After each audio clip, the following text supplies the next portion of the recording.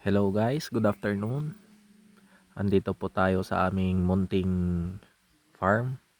Meron po kami ditong 4 na butas na fish pond yan. Malilit lang. Mano-manong hinukay ng aming father before. Mga bata pa kami. Yan, meron din dalawa dyan. Yan. So we are planning to release some fingerlings here para meron tayong extra na pagkakakitaan.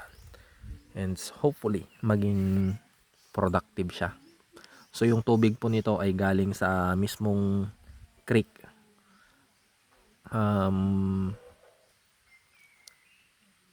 Ubog iti waig nga kunada. Dati basit nga ubog dita and bakras. And then meron din doon konting batis. Galing naman siya sa balon. Bali yung kwento ng balon na yon ay tatamnan sana namin ng saging before. 20 years ago.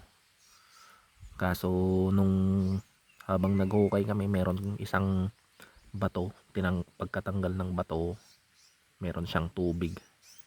And then later on, yun na yung pinagkukuhanan namin ng inumin.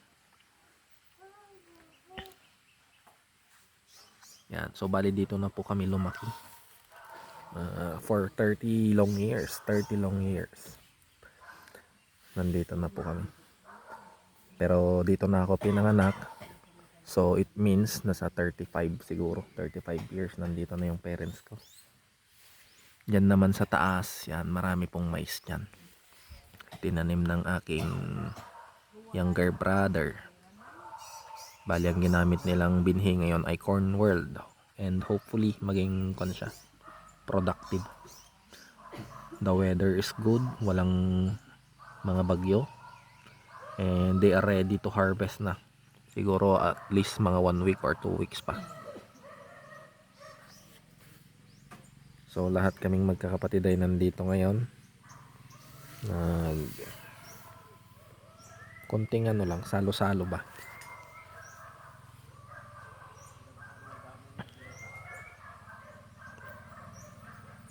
Ayan.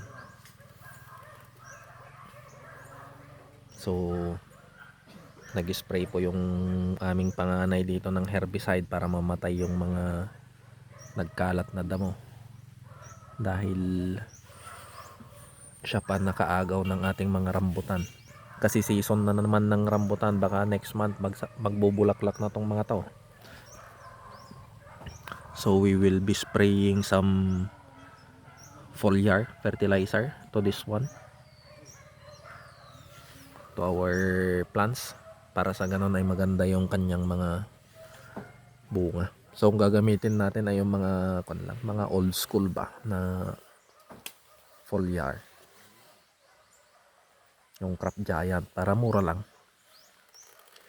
at hindi rin masyadong makakasama sa ating mga halaman. So yun lang for today and thank you.